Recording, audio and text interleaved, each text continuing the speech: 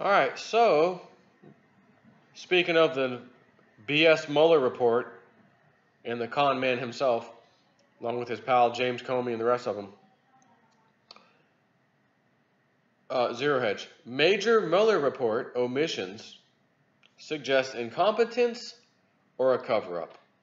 That's a word I haven't heard in quite a while when related to some scandal, honestly. Because what you'll hear about, I remember watching hearings from long ago, just, it was incompetence. They were just really incompetent. It was like Dick Cheney. War on terror, war on terror, war on terror, terrorism, war on terror, war on terror, WMD, weapons of mass destruction, WMD. That's all I would hear. Oh, incompetence, they were incompetent. It was just a massive incompetency in government. And I came to know that means no, it wasn't incompetent or incompetence. It was an effing cover-up, and the person knew damn well what they were doing, but the government must say the person was such a moron, i.e. they were incompetent. They stole all the money because they were incompetent. They funneled it through banks to their wife because they were, well, incompetent. I kind of feel like I just said that like Agent Smith from The Matrix. You're like a disease. Robert Mueller's 448-page investigation into Russian interference in the 2016 presidential election contains at least 2 major omissions, which suggest that the special counsel and his entire team of world-class Democrat attorneys are either utterly incompetent, that's what they'll say, again, they'll say that, or purposefully concealing major crimes committed against the Trump campaign and the American people. Remember, they were spying. They were spying before Trump even decided to, in other words, before 2016. Okay? And they've been spying on all of us for even longer. Again, they never thought she would lose. Like QAnon has said, they never thought she would lose. There'll be no investigations. They're not going to know we spied on anybody, much less the presidential candidate, Donald Trump. We'll just continue along, chugging along like we had it always planned. And then Trump won. And then panic set in. That's all right. Plan B. We got Plan B. We'll set him up with the old dossier. Oops. Okay, Plan C. Plan D. E, F, G. We're losing people now. He's firing people. AG Barr's and Attorney General Barr's now. Right? First, according to the Federalist's Margaret Cleveland, a former law clerk of nearly 25 years and instructor at the College of Business at the University of Notre Dame, the Mueller report fails to consider whether the dossier authored by former MI6 spy Christopher Steele was Russian disinformation, and Steele was not charged with lying to the FBI. The Steele dossier, which consisted of a series of memorandum authored by the former MI6 spy, detailed intel purportedly provided by a variety of Vladimir Putin-connected sources. For instance, Steele identified Source A as a senior Russian foreign ministry figure who confided that the Kremlin had been feeding Trump and his team valuable intelligence on his opponents, including Democratic presidential candidate Hillary Clinton. Other supposed sources identified in the dossier included, Source B. I shall call it Preparation H. Could you imagine? Hi, FISA court. Hi, I'm Dr. Evil. I've got evidence that Donald Trump has been cheating, lying, and stealing. What do you have there? Source A and Source B. I will call them both Preparation H. Because it feels good on the whole. For instance, Steele identified Source A, whatever. Source B, identified as a former top-level Russian intelligence officer, still active inside the Kremlin, And we have a source C, not vitamin C. No.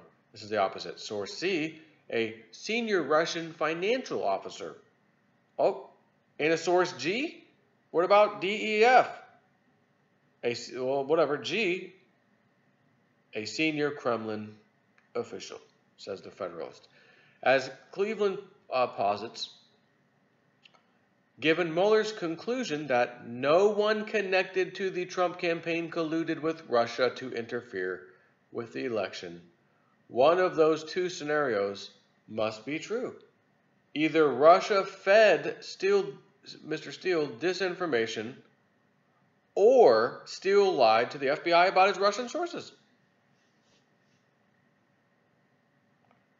Trump's victory does not negate the reality that, assuming Steele truthfully relayed to the FBI and the media the intel his Russian sources provided, Russia interfered in the election by feeding Steele false intel about Trump. Yet in the special counsel report, Robert Mueller identified only two principal ways Russia interfered in the 2016 presidential election. First, a Russian entity carried out a social media campaign that favored presidential candidate Donald J. Trump and disparaged presidential candidate Hillary Clinton. Second, a Russian intelligence service conducted computer intrusion operations against entities, employees, and volunteers working on the Clinton campaign and then released stolen documents. That's it. There's only two ways that this could have happened, says them. Surely a plot by Kremlin-connected individuals to feed a known FBI source, Steele, had helped the FBI uncover an international soccer bribery scandal. False claims that the Trump campaign was colluding with Russia would qualify as a principal way in which Russia interfered in the 2016 presidential election. The Russia social media campaign to disparage Hillary Clinton wasn't a patch on the plot the Kremlin launched to destroy Trump. It resulted not only in bad press, but also in an investigation into the Trump campaign and the use of court-approved surveillance exposing campaign communications.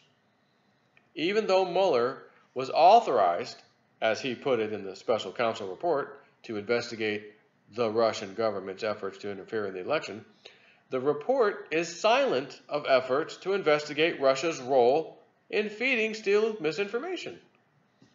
Meanwhile, the only lawmaker to even mention this possibility has been Senator Chuck Grassley, Republican, of course, thank God, who raised the issue with Attorney General William Barr last week. And he says, quote, "My question, Mueller spent over 2 years and $30 million investigating Russian interference in the election. In order for a full accounting of Russia interference attempts, shouldn't the special counsel have considered whether the Steele dossier was part of a Russian disinformation and interference campaign?" Barr replied that he had yet to go through the full scope of Mueller's investigation to determine whether he did address or look at all into those issues, but that he would try to assemble all the existing information out there about it, not only for the Hill investigations and the OIG, but also to see what the special counsel looked into. So I really couldn't say what he looked into, end quote. Meanwhile, Barr said that he has assembled a DOJ team to examine Mueller's investigation, findings, and whether the spying conducted by the FBI against the Trump campaign in 2016 was improper. Mueller's second major oversight, which we have touched on repeatedly, is the special counsel's portrayal of Maltese professor Joseph Mifsud was a Russian agent, when available evidence suggests he may have been a Western agent. Weeks after returning from Moscow, Mifsud, a self-described Clinton Foundation member, seeded the rumor that Russia had dirt on Hillary Clinton with Trump campaign advisor George Papadopoulos on April 26, 2016, according to the Mueller report. As Representative Devin Nunes, Republican, of course, noted on Fox News on Sunday, how is it that we spend $30+ million on this as taxpayers and they can't even tell us who Joseph Mifsud is? This is important because in the Mueller dossier, they use a fake news story to describe Mifsud. In one of those stories, they cherry pick it, he said. As conservative commentator and former U.S. Secret Service agent Dan Bongino notes of Mifsud, either we have a Russian asset who's infiltrated the highest echelons of friendly intelligence services, or we have a friendly who is setting up George Papadopoulos. Perhaps Mueller's reportedly scheduled testimony next week will shed more light on why he failed to question the possible role of Russian disinformation with the Steele dossier, and why he didn't flesh out who Joseph Mifsud really is. Other omissions, meanwhile, are on the table as well. Now, I will say that guy George Webb on YouTube, he's mentioned that guy's name, Joseph Mifsud, a lot of times.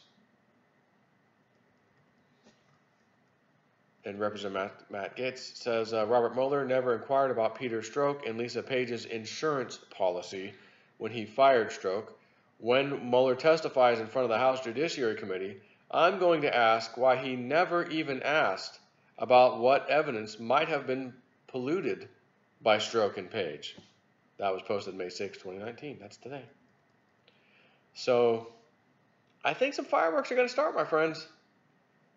Keep your eyes and ears out for any false flags. Oh wait, did I just say that? I may get a strike again for potentially peddling illicit drugs on my YouTube channel. No. CBD oil, retail. You can buy it over the counter. You can buy it online. You can buy it in the United States, no problem. I had to send a second appeal. Oh, not a second one, but they got me twice for the same thing. 2 different videos, both very interesting videos that I decided to talk about. Some deep state stuff that the club typically doesn't like.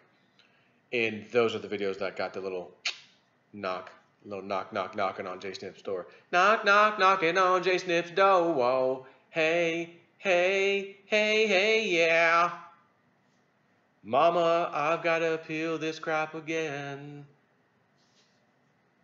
Anyways, that's it for my videos. Feels good to be back home. How about that little camo shirt that I picked up in the Southwest United States? I kind of like it. It matches my motorcycle. My motorcycle has the same kind of pattern on it. It's I don't know if it's a 2018 or 2019 bike. Well, I did get it at the very end. I don't know. But it's a small bike. On-road, off-road, it's dual sport. It's a Kawasaki KLR 250, KL something 250. I don't even know. 4-stroke. It's not fast, but it's good for on-road, off-road. I'm going down them trails sometimes. Anyways, why am I telling you that? I don't even know. I guess because my damn shirt looks like it. Thanks. Take care.